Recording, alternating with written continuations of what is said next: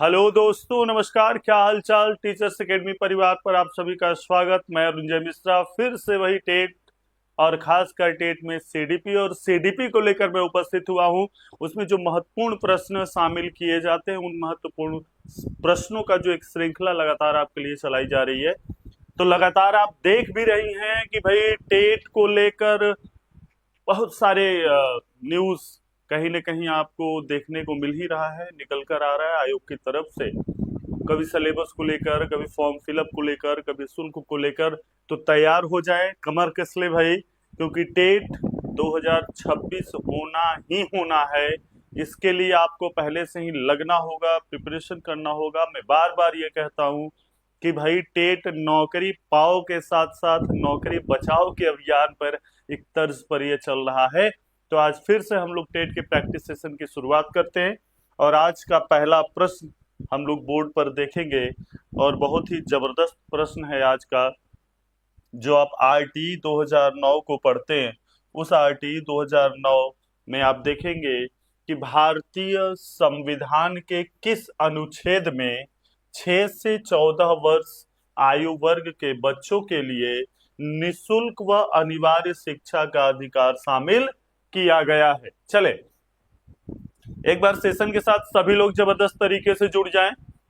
और जो आज का प्रश्न है, सबसे पहला प्रश्न जो आप देख पा रहे होंगे, ये प्रश्न अधिकांशतः आपके शिक्षण के जितने एग्जाम हुए, शिक्षक भर्ती के जितने एग्जाम हुए, उसमें ये पूछे हुए प्रश्न है भाई, किस भारतीय संविधान के किस अनुच्छेद में 6 से 14 वर्ष आयु वर्ग के बच्चों के लिए निशुल्क एवं अनिवार्य शिक्षा का अधिकार शामिल किया गया है।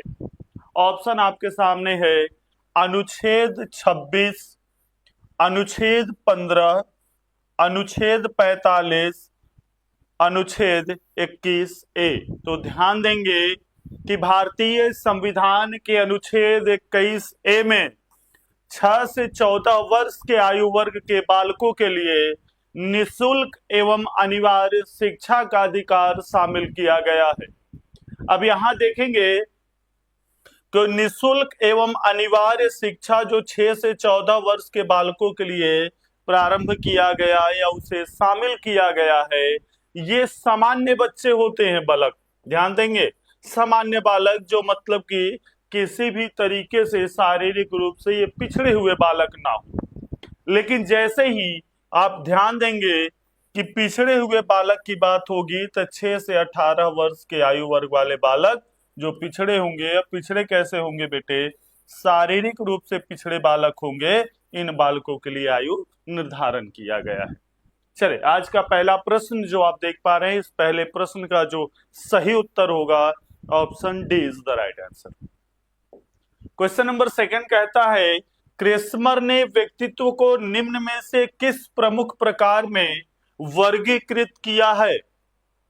क्रेस्मर ने व्यक्तित्व को निम्न में से किस प्रमुख प्रकार में वर्गीकृत किया है। ऑप्शन है क्रिस्काय, सुडोलकाय, गोलकाय, उपयुक्त सभी।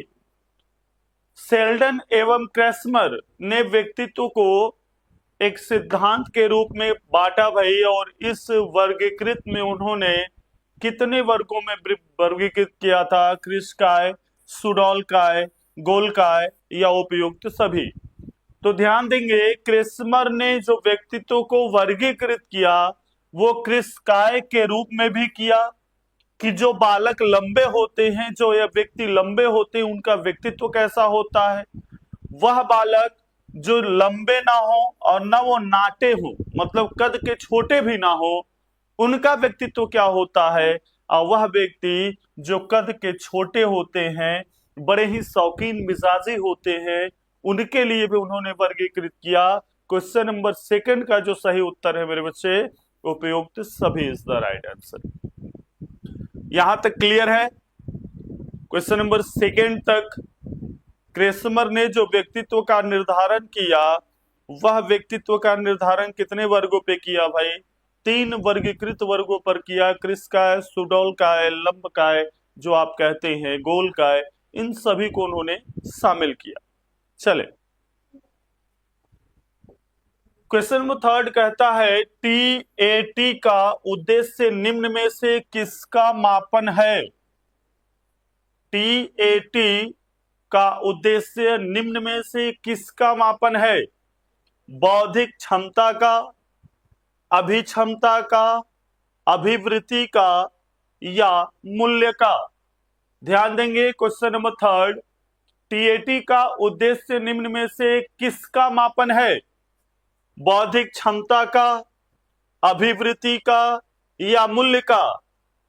तो बेटे टीएटी का जो उद्देश्य है, टीएटी मापन का जो उद्देश्य है वह किसी व्यक्ति के अभिक्षमता से जुड़ा होता है। क्वेश्चन नंबर थर्ड का जो सब सही उत्तर होगा option B is the right answer बच्चे। टीएटी का उद्देश्य क्या है, अभिक्षमता मापन से इसका उद्देश्य है किसी व्यक्ति की अभिक्षमता से यह जुड़ा होता है। यह क्या है बेटा, अभिक्षमता परीक्षण से यह जुड़ा हुआ है, क्या है, टीएटी। चले क्वेश्चन नंबर थर्ड का जो सही उत्तर होगा option B is the right answer. संघनन का सिद्धांत निम्न में से किसकी व्याख्या करता है। संघनन का सिद्धांत निम्न में से किसकी व्याख्या करता है। अधिगम का, स्मृति का, अभिप्रेरणा का या सृजनात्मकता का। तो संघनन का अर्थ जहां तक आप समझ पा रहे होंगे, संघनन का अर्थ होता है मेरे बच्चे एकत्र करना, इकट्ठा करना। और जब संघनन का अर्थ पूछा जाए तो संघनन को आप किससे जोड़ेंगे, मेमोरी से जोड़ेंगे, स्मृति से जोड़ेंगे कि जहां पर पूर्व में अर्जित किए गए विचारों को या पूर्व में अर्जित किए गए संपूर्ण विषय वस्तु को एकत्र किया जाता है। जितनी सूचनाएं आप अपने मस्तिष्क तक पहुंचाते हैं वो संपूर्ण सूचनाएं एकत्र होता है, संघनन होता है कहां पर बेटे, स्मृति में। इसलिए संघनन का जो सिद्धांत है वो जुड़ा होता है आपके मेमोरी के साथ, स्मृति के साथ। जैसे कई ऐसी सूचनाएं होती हैं जिसे आप दोहराना चाहते हैं, पुनरावृत्ति करना चाहते हैं। अगर मान लें कि वो संघनन के सिद्धांत पर कार्य ना करे और स्मृति पर वो संघनन रूप ना दे तो आप उन सभी सूचनाओं का पुनरावृत्ति नहीं कर सकते, दोहरा नहीं सकते, क्योंकि वो स्मृति में न जाकर विस्मृति से जुड़ जाता है। इसलिए सूचनाओं का पुनरावृत्ति तभी कर पाते हैं जब आपके स्मृति में वह एकत्र होता है। क्वेश्चन नंबर 4 का जो सही उत्तर होगा मेरे बच्चे option B is the right answer. चले क्वेश्चन नंबर 5 कहता है निम्न में से कौन सी शिक्षा मनोविज्ञान की सर्वाधिक व्यक्तिनिष्ठ विधि है। निम्न में से कौन सी शिक्षा मनोविज्ञान की सर्वाधिक व्यक्तिनिष्ठ विधि है। अंतःदर्शन विधि, बहिर्दर्शन विधि, अवलोकन विधि या प्रयोगीकरण। क्वेश्चन नंबर 5 का सभी लोग कमेंट करें भाई, निम्न में से कौन सी शिक्षा मनोविज्ञान की सर्वाधिक व्यक्तिनिष्ठ विधि है। फटाफट कमेंट करें। क्वेश्चन नंबर 5 का सही उत्तर क्या होगा। क्वेश्चन नंबर 5 का सही उत्तर क्या होगा, एक बार सभी लोग कमेंट करें।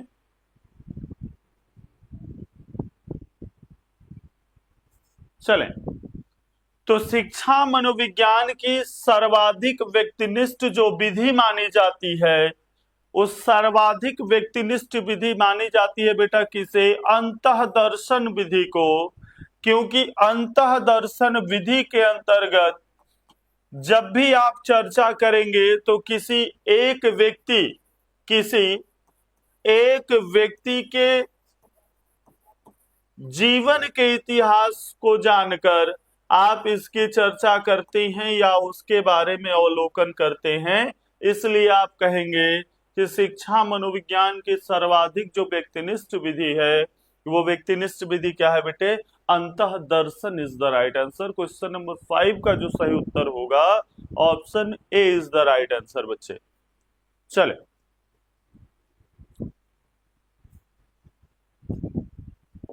क्वेश्चन नंबर 6 कहता है एल्बर्ट बंडूरा निम्न में से किससे संबंधित है? एल्बर्ट बंडूरा निम्न में से किससे संबंधित है? सामाजिक अधिगम सिद्धांत से, व्यवहारवादी सिद्धांत से, संज्ञानात्मक विकास के सिद्धांत से या मनोलैंगिक विकास के सिद्धांत से?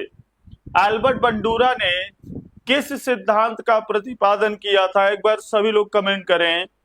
एल्बर्ट बंडूरा किस अधिगम सिद्धांत से जुड़े हुए मनोवैज्ञानिक हैं? तो ध्यान देंगे कि भाई मनोलैंगिक विकास की जब बात होगी तो फ्रायड महोदय की चर्चा होती है, सिगमंड फ्रायड महोदय की चर्चा होगी। संज्ञानात्मक विकास की जब बात होगी तो जीन पियाजे महोदय जुड़े हुए हैं संज्ञानात्मक विकास के सिद्धांत से। व्यवहारवादी सिद्धांत का अर्थ होगा तो आप कहेंगे क्या बेटा? पावलोव, थॉर्नडाइक, स्किनर, हल, गुथरी जैसे मनोवैज्ञानिक क्या बेटे व्यवहारवादी सिद्धांत से जुड़े हुए हैं। लेकिन सामाजिक अधिगम सिद्धांत एल्बर्ट बंडूरा से जुड़ा हुआ है इस प्रश्न के मुताबिक, क्योंकि सामाजिक अधिगम से आप लेव वाइगोत्स्की को भी जानते हैं। लेकिन इस सिद्धांत या इस प्रश्न से जो आपको ऑप्शन दिया गया है एल्बर्ट बंडूरा सामाजिक अधिगम सिद्धांत से जुड़े हुए मनोवैज्ञानिक हैं, जिसका प्रतिपादन एल्बर्ट बंडूरा ने 1963 ईस्वी में किया था। एल्बर्ट बंडूरा ने सामाजिक अधिगम सिद्धांत का प्रतिपादन कब किए बेटे? 1963 ईस्वी में किया था।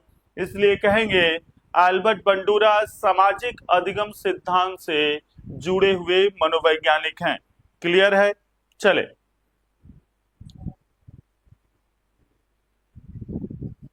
क्वेश्चन नंबर 7 कहता है अधिगम वक्र में पठार बनता है कब? अधिगम वक्र में पठार का निर्माण कब होता है? परिपक्वता के कारण, अभिप्रेरणा के कारण, थकान के कारण या अभिरुचि के कारण?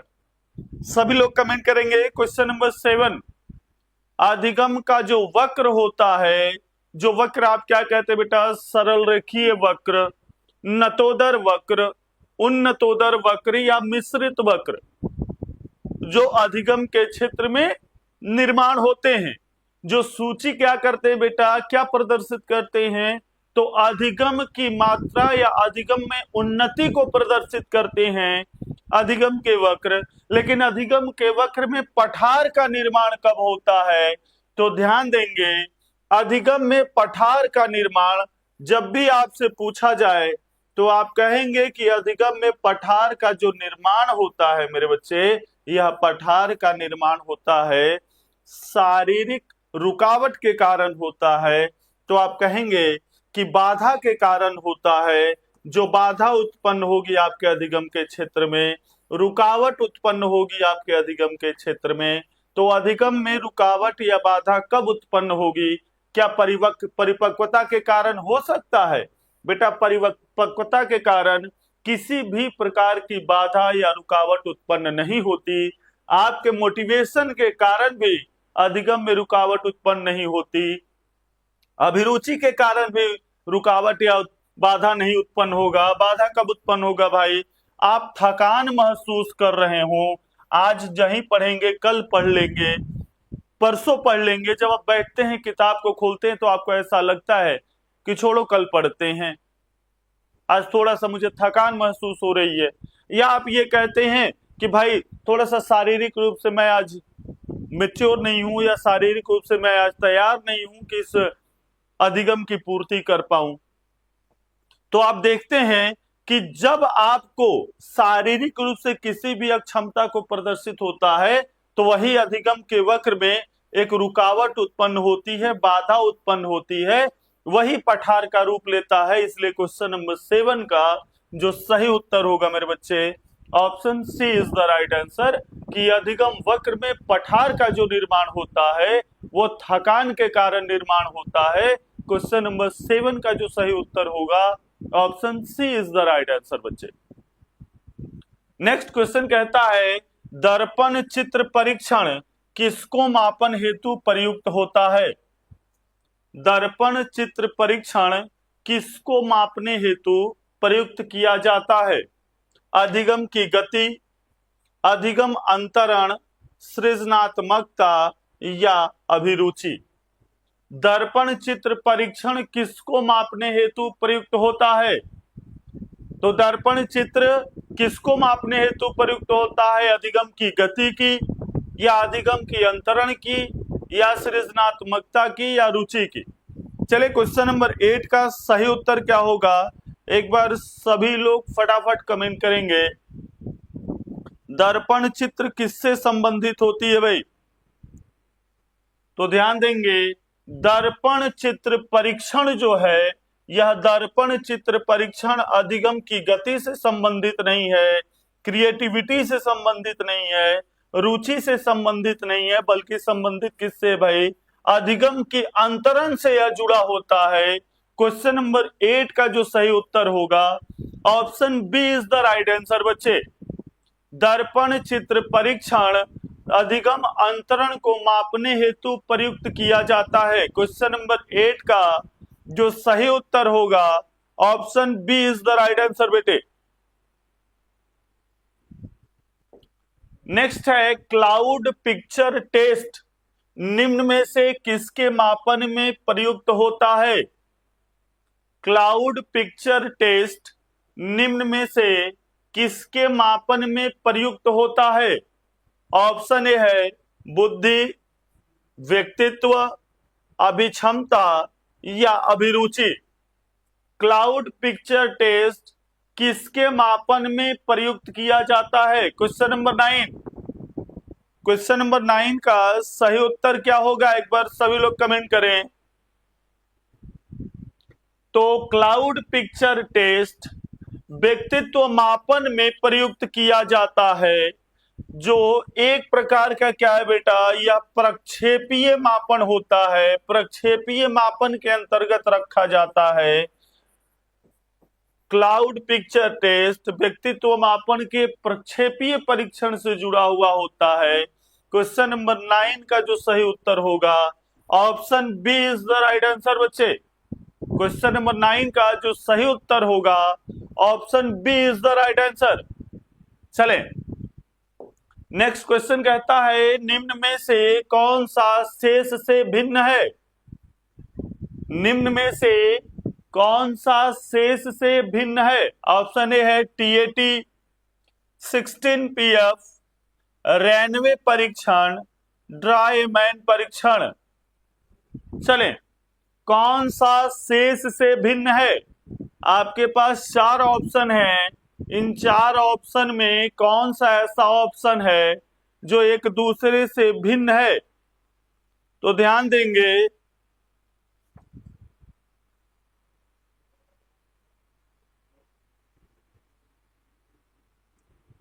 टीएटी, 16PF, रैनवेन परीक्षण या ड्राईमैन परीक्षण। Question number 10। तो क्वेश्चन नंबर 10 का जो सही उत्तर होगा वो सही उत्तर क्या होगा बेटे?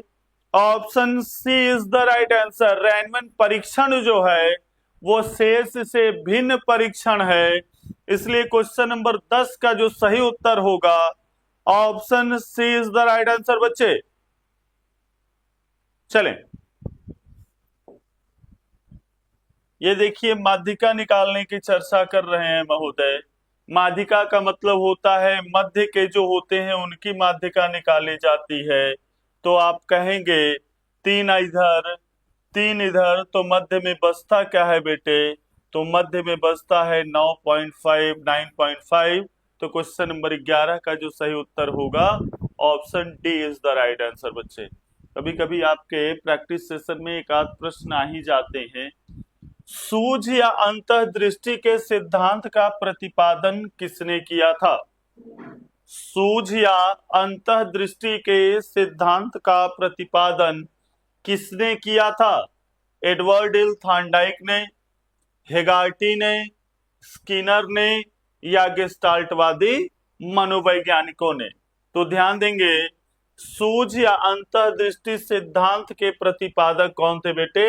गेस्टाल्टवादी मनोवैज्ञानिक थे जिसे आप कहते हैं बेटा क्या, वोल्फगैंग कोहलर।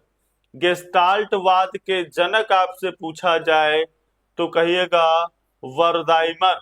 वर्दाइमर महोदय गेस्टाल्टवाद के जनक थे, तो कहेंगे कोहलर, वर्दाइमर। ये सभी ऐसे मनोवैज्ञानिक थे जो गेस्टाल्टवादी सिद्धांत से जुड़े हुए मनोवैज्ञानिक थे, जिसका उदय बेटे जर्मनी में हुआ था। यह एक सिंगल सिद्धांत है जिसका कोई उप सिद्धांत नहीं है। इसका प्रयोग किस पर किया गया था, तो कहेंगे इसका प्रयोग चिंपांजी पर किया गया था, जिसका नाम क्या था मेरे बच्चे, सुल्तान था। तो ध्यान देंगे, सूझ या अंतर्दृष्टि का जो उत्पन्न होता है वो सूझ या अंतर्दृष्टि अचानक उत्पन्न होती है, जो समस्या समाधान की ओर लेकर चलता है। क्वेश्चन नंबर 12 का जो सही उत्तर होगा मेरे बच्चे, option B is the right answer. Next प्रश्न कहता है, विलियम मैकडूगल के अनुसार प्रत्येक मूल प्रवृत्ति से संबंध होता है। विलियम मैकडूगल के अनुसार प्रत्येक मूल प्रवृत्ति से संबंध होता है। विलियम मैकडूगल ने बेटे 14 मूल प्रवृत्तियों की चर्चा की। जो मूल प्रवृत्ति क्या होते हैं बेटे, ये जन्मजात होते हैं, और 14 मूल प्रवृत्ति से ही जुड़ा होता है क्या बेटे, 14 संवेग जुड़ा होता है। ये सभी संवेग प्रत्येक मूल प्रवृत्ति से जुड़े हुए होते हैं। इसलिए विलियम मैकडूगल के अनुसार मूल प्रवृत्ति से संबंध किसका होता है बेटे, संवेग का होता है। क्वेश्चन नंबर 13 का जो सही उत्तर होगा, option B is the right answer बच्चे। प्रत्येक मूल प्रवृत्ति से संबंध किसका होगा, तो प्रत्येक मूल प्रवृत्ति से संवेग जो जुड़ाव होता है वो संवेग का जुड़ाव होता है। इसलिए क्वेश्चन नंबर 13 का सही उत्तर क्या हो जाएगा, option B is the right answer. जितने संवेग या जितने भी मूल प्रवृत्ति हैं आपके टेट के एग्जाम के लिए बहुत इंपॉर्टेंट है, याद रखेंगे। प्रत्येक मूल प्रवृत्ति से एक संवेग जुड़ा होता है, और वो संवेग आपके विकास की रूपरेखा में बहुत ही अहम रोल अदा करता है। ये एक दूसरे से जुड़कर व्यक्ति के विकास की नींव रखता है। इसलिए मूल प्रवृत्ति और संवेग को आप छोड़ेंगे नहीं, क्योंकि एक प्रश्न यहां से आना तय हो जाता है बाल मनोविज्ञान में। चलें नेक्स्ट प्रश्न की ओर चलते हैं। पूर्व अनुभव के आधार पर संवेदना को अर्थ प्रदान करना क्या कहलाता है। पूर्व अनुभव के आधार पर संवेदना को अर्थ प्रदान करना क्या कहलाता है। क्वेश्चन नंबर 14 का सही उत्तर क्या होगा, एक बार सभी लोग कमेंट करें। पूर्व अनुभव के आधार पर संवेदना को प्रकट करना या संवेदना प्रदान करना क्या कहलाता है। तो ध्यान देंगे, पूर्व अनुभव के आधार पर, पूर्व ज्ञान के आधार पर संवेदना को अर्थ प्रदान करना मतलब क्या है बेटे, अर्थ प्रदान कर रहे हैं कैसे, तो आप प्रत्यक्ष रूप से आप इसके बारे में जानकारी प्रदान कर रहे हैं। तो जब पूर्व अनुभव के आधार पर किसी भी विषय वस्तु का अर्थ अगर आप बनाएंगे, अर्थ का निर्माण करेंगे, तो वो क्या कहलाएगा बेटे, प्रत्यक्ष ज्ञान कहलाएगा।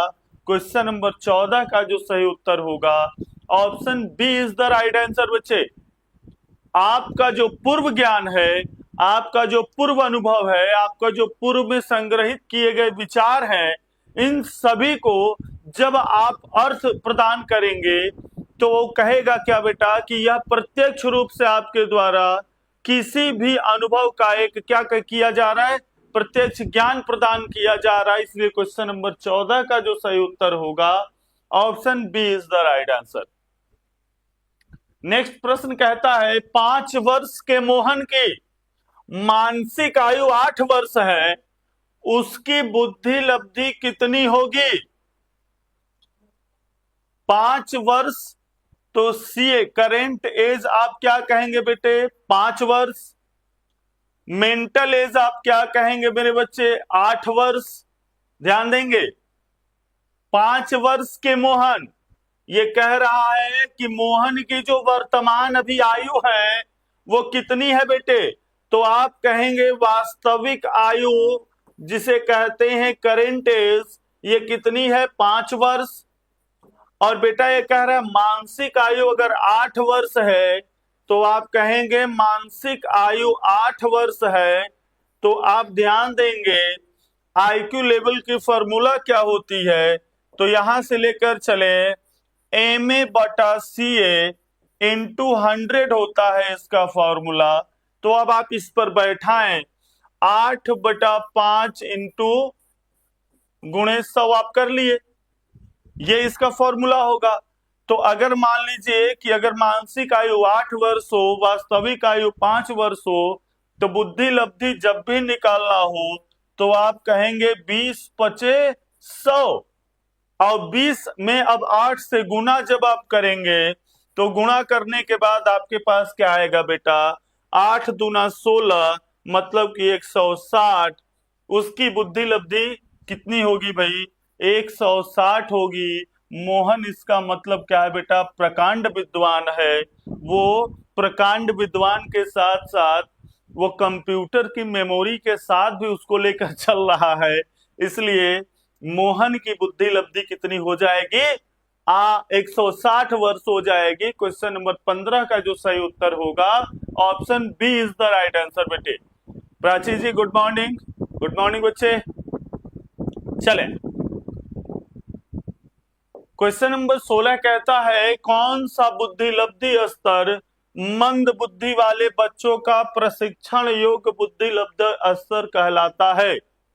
ध्यान देंगे, कौन सा बुद्धि लब्धि स्तर मंद बुद्धि वाले बच्चों का प्रशिक्षण योग्य बुद्धि लब्धि स्तर कहलाता है। ऑप्शन है 70 से 79, 50 से 69, 36 से 49 या 35 से एवं निम्न। क्वेश्चन नंबर 16 का सही उत्तर क्या होगा, एक बार सभी लोग कमेंट करें भाई। क्वेश्चन नंबर 16 का सही उत्तर क्या होगा, एक बार सभी लोग कमेंट करें। तो ध्यान देंगे कौन सा ऐसा बुद्धि लब्धि स्तर है जिसको आप प्रशिक्षण के द्वारा सुधार कर सकते हैं। तो आप कहेंगे मंद बुद्धि की चर्चा हो रही है, तो मंद बुद्धि की चर्चा जब भी होगी, अब प्रशिक्षण योग्य की चर्चा होगी, तो आप कहेंगे 36 से 49 ऐसा आईक्यू लेवल के बच्चे हैं जो प्रशिक्षण योग्य होते हैं। प्रशिक्षण के द्वारा उनमें अधिगम सुधार या आईक्यू लेवल में सुधार या बुद्धि में सुधार किया जा सकता है। क्वेश्चन नंबर 16 का जो सही उत्तर होगा option C is the right answer बच्चे। क्लियर है? चले,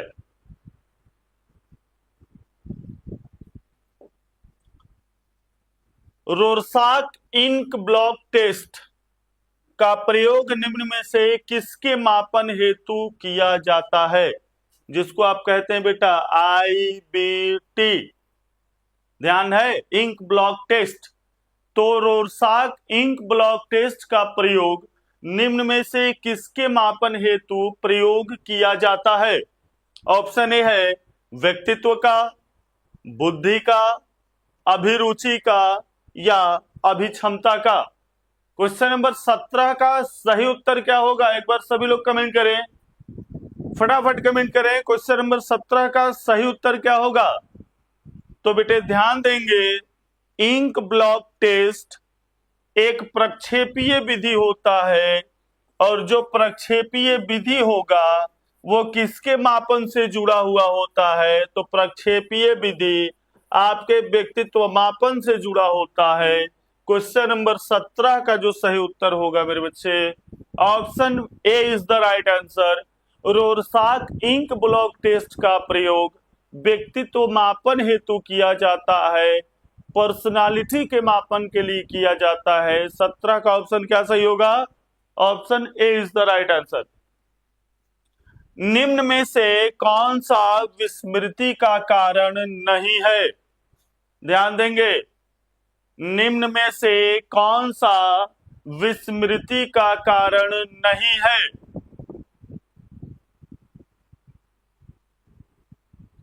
इसमें 10 कार्ड होते हैं, 5, 3, 2 में बटे होते हैं, कुछ रंगीन होते हैं, कुछ सादा होते हैं बेटे, करिया उज्जर लाल के साथ बने हुए होते हैं ये कार्ड। चलिए कोई बात नहीं, जब हम लोग पर्सनालिटी को पढ़ेंगे तो सारे विधियों को भी हम लोग पढ़ेंगे।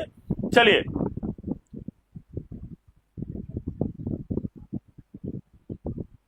क्वेश्चन नंबर देखेंगे 18 को, निम्न में से कौन सा विस्मृति का कारण नहीं है?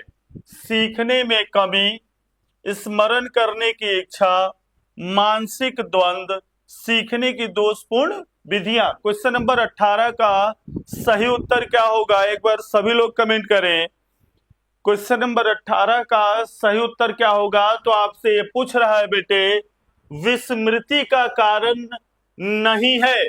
तो भाई सीखने में कमी विस्मृति का कारण है, मानसिक द्वंद भी विस्मृति का कारण है, दोषपूर्ण सीखना भी विस्मृति का कारण है, लेकिन स्मरण करने की इच्छा मतलब कि याद करने की इच्छा, पढ़ने की इच्छा, समझने की इच्छा विस्मृति का कारण नहीं हो सकता, बल्कि वो स्मृति का कारण हो सकता है। इसलिए क्वेश्चन नंबर 18 का सही उत्तर क्या हो जाएगा?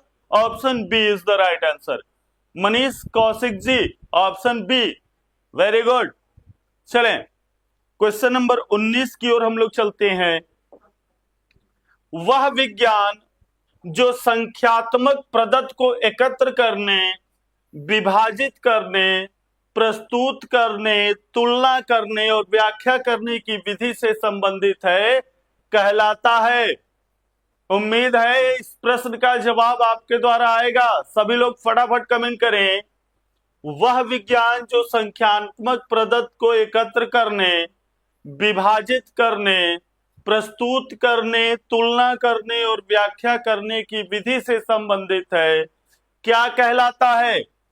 ऑप्शन ए है सांख्यिकी, गणित, ज्यामिति या संभयकता। चलिए सभी लोग कमेंट करें। क्वेश्चन नंबर 19 का सही उत्तर क्या हो जाएगा?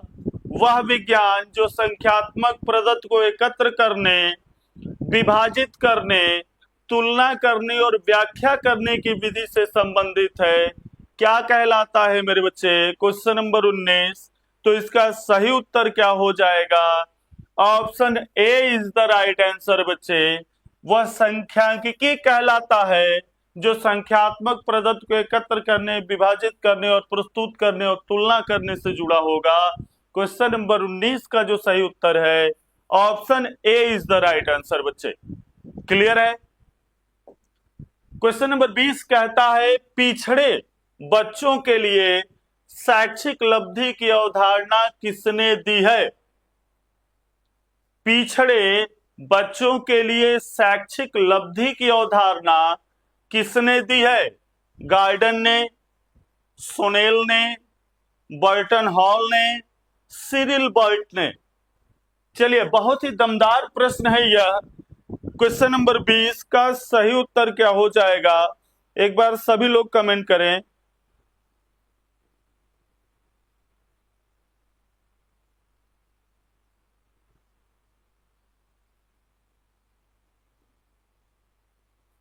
चलें, पिछड़े बच्चों के लिए शैक्षिक लब्धि की अवधारणा किसने दी थी? मनीष कौशिक जी, वेरी गुड, जबरदस्त। देखिए जब आप लोग प्रश्नों का उत्तर लगातार देते हैं तो एक उत्साह जो बनना चाहिए कक्षा के जो सेशन के, वो आपके आंसर के आने के बाद या बच्चों को कमेंट जो किया जाता है, आपके द्वारा प्रश्नों का उत्तर जो लगातार दिया जाता है, ये जो उत्साहवर्धक चूर्ण के रूप में कार्य करता है। इसलिए मैं उम्मीद करता हूं कि मेरे सभी प्यारे भाई बहन बच्चे फटाफट कमेंट करते रहें। कुछ सही होंगे, कुछ गलत होंगे, लेकिन जब आप गलत या सही कुछ भी कमेंट करते रहेंगे तो एक न एक बार आप देखेंगे उन प्रश्नों का जो सही जवाब है वो अपने आप सुधार हो जाता है। इससे डरने की जरूरत नहीं है कि मैं ये कमेंट करूंगा मेरा गलत हो जाएगा, सामने वाला क्या बोलेगा। कुछ नहीं बोलेगा बेटे। जब तक आप तैयार नहीं हैं तब तक आप आगे कुछ आप सोच भी नहीं सकते। मानसिक रूप से तैयार होना बहुत जरूरी है। तो देखेंगे क्वेश्चन नंबर 20 का मनीष कौशिक जी आपके द्वारा दिया गया जवाब बहुत सही है। सीरियल बर्ट ने दी थी।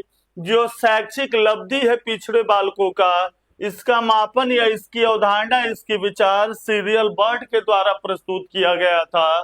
क्वेश्चन नंबर 20 का जो सही उत्तर होगा option D is the right answer बच्चे। बहुत बढ़िया, वेरी गुड। चलें क्वेश्चन नंबर 21 की ओर चलते हैं। निम्न में से कौन सा एक उत्तम परीक्षण की विशेषताओं से भिन्न है? निम्न में से कौन सा एक उत्तम परीक्षण की विशेषताओं में से भिन्न है? ऑप्शन ए कहता है विश्वसनीयता, वैधता, वस्तुनिष्ठता या अभिक्षमता। चलिए फटाफट कमेंट करें, क्वेश्चन नंबर 21 का सही उत्तर क्या होगा? निम्न में से कौन सा एक उत्तम परीक्षण की विशेषताओं से भिन्न है? Question number 21। तो ध्यान देंगे, विश्वसनीयता भी एक परीक्षण का आप कहेंगे उत्तम परीक्षण के साथ जुड़ा हुआ होता है, वैधता भी उत्तम परीक्षण के साथ जुड़ा है, वस्तुनिष्ठता भी जुड़ा है, बल्कि अभिक्षमता जो होता है मेरे बच्चे ये भिन्न है उत्तम परीक्षण की विशेषताओं से, ये अंतर है इनमें। इसलिए क्वेश्चन नंबर 21 का जो सही उत्तर होगा option D is the right answer बच्चे। क्वेश्चन नंबर 21 का जो सही ऑप्शन है अभिक्षमता इज द राइट आंसर। यह उत्तम परीक्षण से भिन्न रूप में पाया जाता है। चलिए नेक्स्ट क्वेश्चन की ओर चलते हैं। आज का प्रश्न है क्वेश्चन नंबर 22। देखेंगे, निम्न में से कौन सा बुद्धि का सिद्धांत नहीं है? निम्न में से कौन सा बुद्धि का सिद्धांत नहीं है? अब ऐसा ये प्रश्न बुद्धि का है कि आपकी बुद्धि को खराब कर देगा। भाई आईक्यू में बहुत सारे सिद्धांत दिए गए, अब इन 4 सिद्धांतों में कौन सा ऐसा सिद्धांत है जो बुद्धि के साथ नहीं जुड़ा है? तो आप कहेंगे जब बात होगी बेटा एक तत्व की, तो एक तत्व की सिद्धांत बुद्धि का सिद्धांत है, जिसमें एक तत्व क्या होता है बेटा, जीएफ पाया जाता है। जीएफ मतलब कि क्या होता है बेटे, जो आप सोच रहे हैं ऐसा कुछ नहीं है, जनरल फैक्टर की बात हो रही है, सामान्य कारक की बात हो रही है।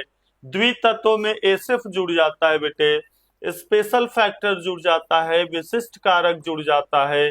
बहुतत्व जो थांडाइक का सिद्धांत है, इसमें सारे ऐसे बुद्धि होते हैं जो बहुतायत में पाए जाते हैं, लेकिन एक प्रत्यागमन का जो सिद्धांत है यह बुद्धि का सिद्धांत नहीं है। क्वेश्चन नंबर 22 का जो सही उत्तर हो जाएगा बेटे वो प्रत्यागमन का सिद्धांत होगा। Option C is the right answer. Clear है यहां तक? चले क्वेश्चन नंबर 23 कहता है, निम्न में से कौन सी एक अंतःस्रावी ग्रंथि नहीं है? लीजिए भाई, निम्न में से कौन सा एक अंतःस्रावी ग्रंथि नहीं है? सभी लोग कमेंट करें। ये एक ऐसा प्रश्न है जो कहीं ना कहीं आपको देखने को मिल ही जाता है। निम्न में से कौन सी एक अंतःस्रावी ग्रंथि नहीं है? तो ध्यान देंगे, अंतःस्रावी ग्रंथि और बहिर्स्रावी ग्रंथि 2 ग्रंथि पाया जाता है मेरे बच्चे। तो अंतःस्रावी ग्रंथि का मतलब होता है जो शरीर के आंतरिक भाग में इसका स्राव हो। तो आप कहेंगे एंड्रियल ग्रंथि, पीयूष ग्रंथि, थायराइड ग्रंथि, ये सभी अंतःस्रावी ग्रंथि है। लेकिन लार ग्रंथि, अश्रु ग्रंथि, दूध ग्रंथि, ये सब क्या है बेटा, बहिर्स्रावी ग्रंथि है। क्वेश्चन नंबर 23 का जो सही उत्तर हो जाएगा option C is the right answer बच्चे। मनीष कौशिक जी, लार ग्रंथि, लगभग आपके द्वारा दिए गए सभी प्रश्नों का जवाब बहुत बेहतर आ रहा है मनीष कौशिक जी, वेरी गुड। चलें क्वेश्चन नंबर 24 की ओर हम लोग चलते हैं। क्वेश्चन नंबर 24 कहता है, पियाजे के अनुसार संज्ञानात्मक विकास की द्वितीय अवस्था है। जीन पियाजे के अनुसार संज्ञानात्मक विकास की द्वितीय अवस्था कौन सी है? ऑप्शन फर्स्ट कहता है ज्ञानेंद्रिय अवस्था, औपचारिक संक्रियात्मक अवस्था, पूर्व संक्रियात्मक अवस्था या मूर्त संक्रियात्मक अवस्था। अब ज्ञानेंद्रिय अवस्था ये पहली अवस्था है, आपसे पूछ रहा है द्वितीय अवस्था। औपचारिक संक्रियात्मक अवस्था लास्ट की अवस्था है। आइए आपसे पूछ रहा है क्या बेटा, द्वितीय अवस्था। अब आपके पास दो ऑप्शन बचे हैं, पूर्व संक्रियात्मक और मूर्त संक्रियात्मक। तो उम्मीद है कि जीन पियाजे महोदय का जो यह सिद्धांत है आप सभी लोग पढ़े होंगे। तो पहला क्या हो जाता है बेटा, ध्यान देंगे। पहली अवस्था हो जाती है ज्ञानेंद्रिय अवस्था, द्वितीय अवस्था क्या हो जाती है, पूर्व संक्रियात्मक अवस्था, तीसरी अवस्था क्या हो जाती है, मूर्त संक्रियात्मक अवस्था, और चौथी अवस्था क्या हो जाती है, औपचारिक संक्रियात्मक अवस्था। आपसे पूछ रहा है द्वितीय अवस्था, तो आंख मूंदिए, ऑप्शन मारिए।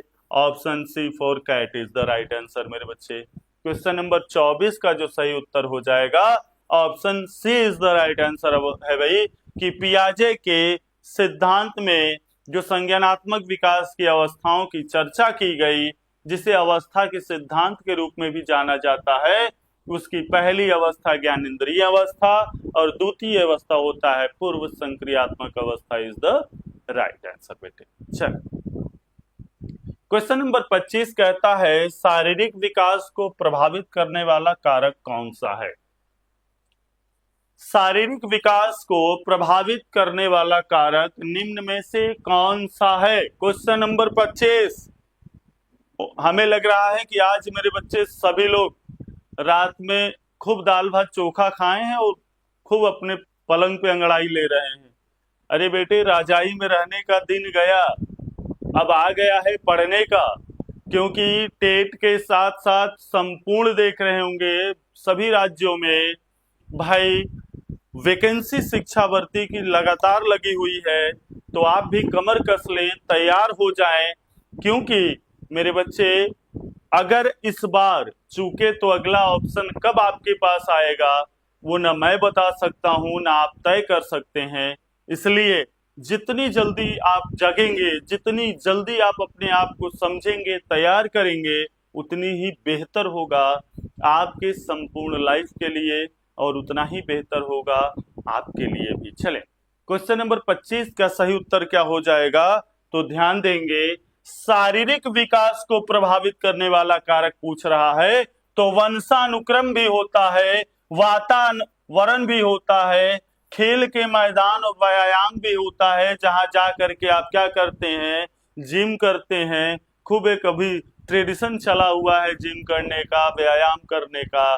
तो सही उत्तर क्या हो जाएगा बेटा, मनीष कौशिक जी ने कहा कि सरकारी ऑप्शन होगा सर।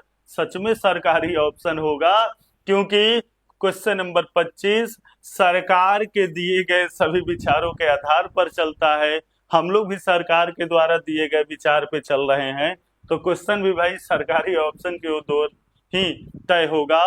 क्लियर है। चले, क्वेश्चन नंबर 26 हम लोग देखते हैं।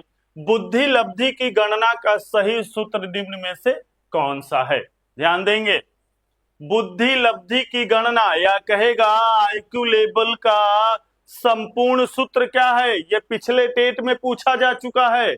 मैं दावा करता हूं कि यह प्रश्न आया हुआ था, सभी बच्चों ने लगभग सही भी किए, कुछ गलत भी हुआ। तो ध्यान देंगे, बुद्धि आईक्यू एक ऐसा चैप्टर है आपके लिए जहां से टेट कभी प्रश्न नहीं छोड़ता। तो ध्यान देंगे, प्रश्न पूछ रहा है आईक्यू लेवल का संपूर्ण सूत्र या सही सूत्र क्या होगा। पहला ऑप्शन है मानसिक आयु बटे वास्तविक आयु इंटू 100। दूसरा ऑप्शन है वास्तविक आयु मानसिक आयु, फिर बेटा क्या सी है वास्तविक आयु बटे मानसिक आयु। तीसरा ऑप्शन, चौथा ऑप्शन क्या है, मानसिक आयु बटा वास्तविक आयु इंटू 100। तो ध्यान देंगे, अक्सर कंफ्यूजन आपको ए और बी में होता है, बाकी ये तो क्या है बेटा गलत ही है। तो ध्यान देंगे, मानसिक आयु ये मेंटल एज लिखा हुआ है, सबसे पहले बीने ने जांच की। कब बेटा, 1905 से 1911 के बीच के कार्यकाल में। अब ध्यान देते रहेंगे, 1911 में जब बीने महोदय स्वर्गलोक को सिधारे, तो 1911 के बाद बेटा ये सूत्र आया क्या, एम ए बटे सी ए के रूप में। लेकिन 1916 में बुद्धि लब्धि की संपूर्ण सूत्र आया एम ए बटा सी ए इंटू 100। तो सही इसका ऑप्शन क्या हो जाएगा, 26 का ए इज द राइट आंसर मेरे बच्चे, कि मानसिक आयु बटे वास्तविक आयु इंटू 100 क्या है, बुद्धि लब्धि का सही सूत्र है, संपूर्ण सूत्र है Manish Kaushik ji. A very good. मानसिक आयु बटे वास्तविक आयु विलियम स्टर्न 1912 में दिए, जबकि इनमें सॉटरमन ने 1916 में दिए। वेरी गुड जी। यही होता है जब आप गहन अध्ययन करते हैं तो आपके पास डिटेल होते हैं। अल्फ्रेड बिने महोदय मनोवैज्ञानिक न होकर एक शिक्षक थे लंदन में, तो वहां जब उन्होंने बच्चों पर जांच की तो सबसे पहले मानसिक आयु की जांच की। बुद्धि की जब चैप्टर आप पढ़ेंगे तो 1905 से 1911 के बीच के कार्यकाल को बिने के काल के रूप में इसीलिए जाना जाता है, क्योंकि बेटे उस समय बुद्धि लब्धि की जांच के लिए वैज्ञानिक पद्धति के रूप में अगर किसी ने तैयार किया तो वो बिने महोदय ने तैयार किया। और 1911 में जब बिने महोदय छतनाक घाट की ओर चल देते हैं, या आप ये कहते हैं भैया स्वर्गलोक सिधार जाते हैं, तो उन्हीं के मानसिक आयु में आगे की ओर 1912 में इसे बढ़ाया जाता है, और 1916 में स्टैनफोर्ड विश्वविद्यालय या कहेंगे अमेरिका में 1916 में बुद्धि लब्धि की संपूर्ण सूत्र चली आती। क्लियर है? चले क्वेश्चन नंबर 26 का सही सूत्र क्या हो जाएगा भाई? Option A is the right answer. और भी डीपली आपको जब मैं पढ़ाऊंगा तो आपके ऑफलाइन या ऑनलाइन बैचेज में सारी कहानियां चल रही हैं, जहां पे आपको एक एक टॉपिक एक एक यूनिट की जानकारी बेहतर तरीके से दी जा रही है। चलें, चिंतनशील सोच की चर्चा इनमें से किसने की है? क्वेश्चन नंबर 27 का एक बार सभी लोग कमेंट करें। अब हम लोग सेशन के लास्ट की ओर चल रहे हैं। आज के सेशन में हम लोग बहुत ही दमदार प्रश्नों को देखा। चलें, क्वेश्चन नंबर 27 को हम लोग देखेंगे। चिंतनशील सोच की चर्चा इनमें से किसने की है? चिंतनशील सोच इनमें से किसने की है? चलें फटाफट कमेंट करेंगे। ऑप्शन है आपके पास जॉन ड्यूवी, रॉस, वुडवर्थ या ड्रेवर। चिंतनशील सोच की चर्चा किसने की थी भाई? एक बार सभी लोग कमेंट करेंगे तो ध्यान देंगे। चिंतनशील सोच की जो चर्चा है या व्याख्या है जॉन ड्यूवी ने 1910 में किया था। कब किया था बेटे?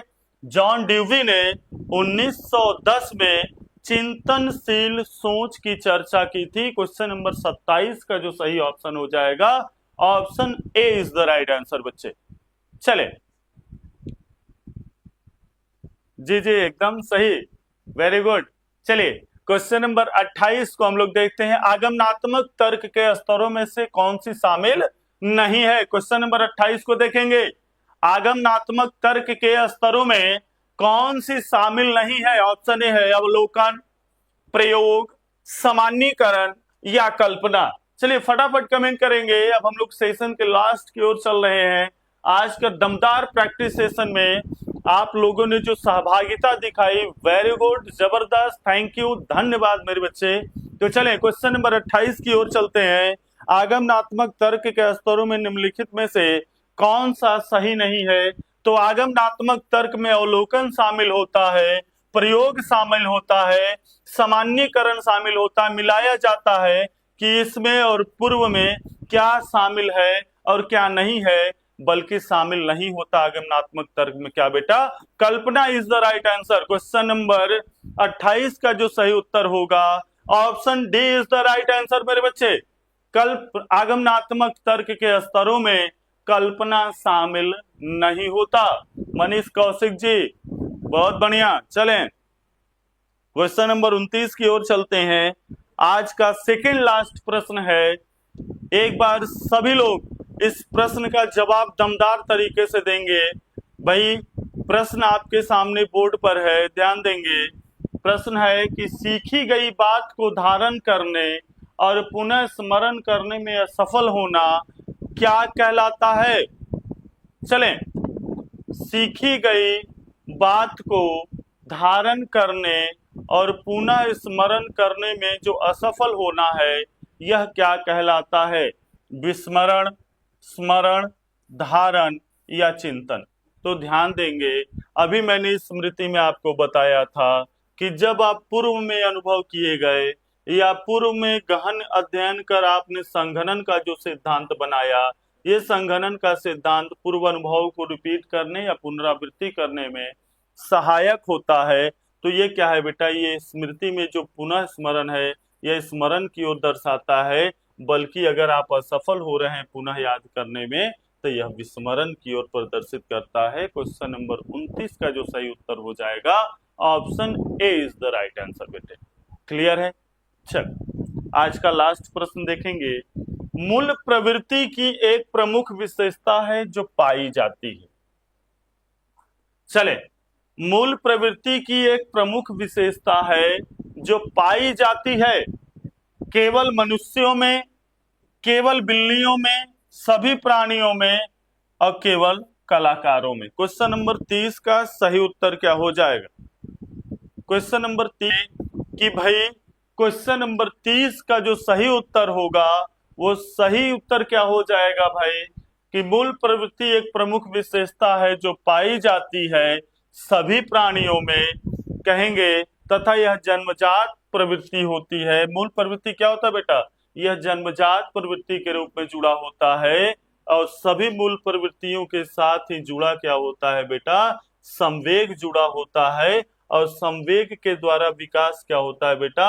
संवेगात्मक बुद्धि का विकास होता है जो किसी व्यक्ति की सफलता में महत्वपूर्ण रोल अदा करता है। क्वेश्चन नंबर 30 का जो सही उत्तर हो जाएगा option C is the right answer बेटे। चले आज के लिए महत्वपूर्ण सेशन में लगभग मेरे द्वारा महत्वपूर्ण प्रश्नों को शामिल किया गया था, जो लगभग ऐसे प्रश्न हैं जो आपके शिक्षक भर्ती परीक्षा में देखने को मिल ही जाते हैं। तो मिलेंगे कल फिर से बेहतरीन प्रश्नों के साथ, प्रैक्टिस सेशन के साथ। तो आप लोग दमदार तरीके से प्रैक्टिस सेशन के साथ उपस्थित हो, प्रैक्टिस सेशन के साथ जुड़े, क्योंकि आपकी उपस्थिति मुझे ताकत प्रदान करता है, एनर्जी प्रदान करता है। और आप जितने लगन से सेशन के साथ जुड़ेंगे उससे दुगनी लगन के साथ मैं दावा करता हूं कि मैं आपके साथ जुड़ूंगा। आपकी सफलता सुनिश्चित करने के लिए मैं तैयार हूं, आप भी तैयार हूं। Thank you so much, bye bye.